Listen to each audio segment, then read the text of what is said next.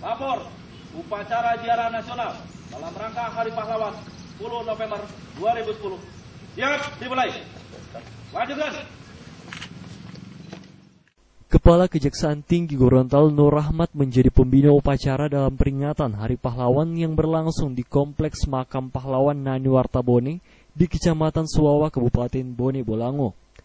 Upacara peringatan Hari Pahlawan ini juga turut dihadiri oleh Gubernur Gorontalo Gusnar Ismail dan Wakil Gubernur Gorontalo Tony Uloli, Sekretaris Daerah Provinsi Gorontalo Idris Rahim, pimpinan Muspida di Provinsi Gorontalo, Kepala SKPD dan juga keluarga pahlawan Nani Wartabone.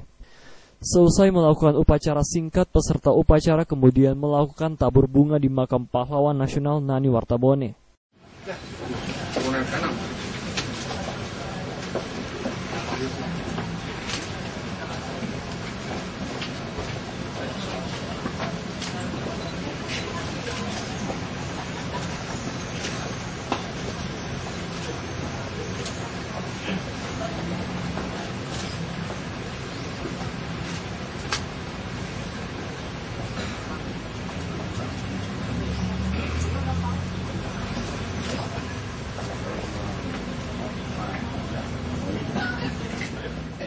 Dari Kabupaten Bone Bolango, Wahid Yunus, CPK TV menginformasikan.